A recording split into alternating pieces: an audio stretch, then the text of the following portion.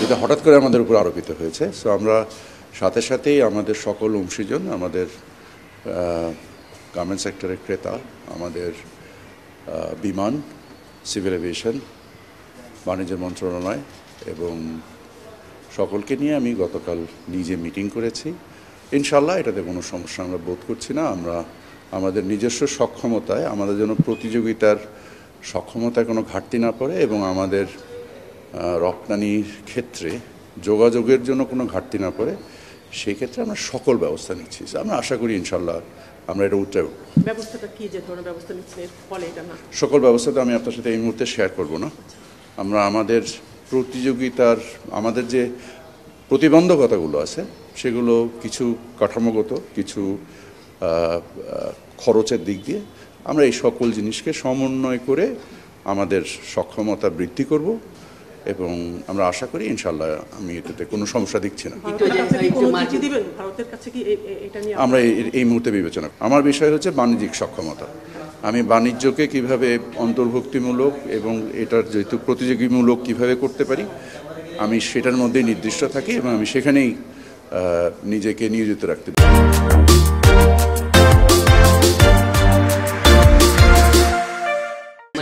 আমাদের মোরলেস অ্যাবাউট 40 থেকে 50,000 টন মতো মেটেরিয়াল বাই রোডে এখান থেকে ভারতের বিভিন্ন পোর্ট, বিশেষত দিল্লি, কলকাতা এবং ব্যাঙ্গালোর কিছু, এই পোর্টের মাধ্যমে আমাদের রপ্তানি হতো।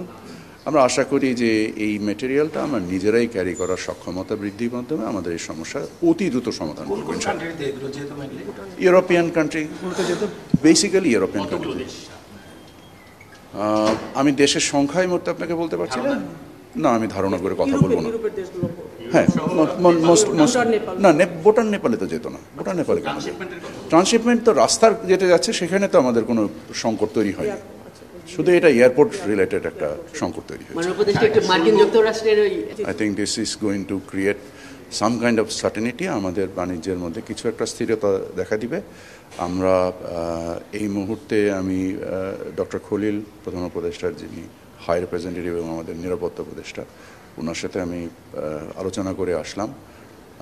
আমরা আমাদের অবস্থানকে মার্কিন যুক্তরাষ্ট্রের সাথে গতকাল রাতেও আমাদের ইউএসটিআরের প্রতিনিধিত্বের সাথে মিটিং হয়েছে অনলাইনে এবং আমরা আমাদের কর্ম সমষ্টিগুলো নিয়ে কাজ করছি এবং সেগুলো নিয়ে সম্ভবত মানে যে সময় সম্ভব আমরা দ্রুত যুক্তরাষ্ট্রে নিজেরাও যাব এবং যে আমাদের অবস্থানগুলোকে তুলে ধরব। না, এটা তো যেহেতু সাময়িক একটা স্থগিতাদেশ এসছে, এটাকে দীর্ঘমেয়াদে আমাদের যে করণীয়গুলো আছে তাদের তো আকাঙ্ক্ষা তো শেষ হয়ে যায়নি। আকাঙ্ক্ষাগুলোকে আমরা আমাদের দ্বিপাক্ষিক বাণিজ্যের উপরে ভিত্তি করে আমরা কতটুকু করতে পারবো সেই সিদ্ধান্তগুলো আমরা বিশ্লেষণ করছি এবং সেই অনুযায়ী আমরা সিদ্ধান্ত নিব। সকল মূল আকাঙ্ক্ষা তো ওই জায়গায় যে আমাদের বাণিজ্য ঘাটতির কীভাবে সমন্বয় করা যায়, আমরা সেই পরিপ্রেক্ষিতেই কাজ করছি।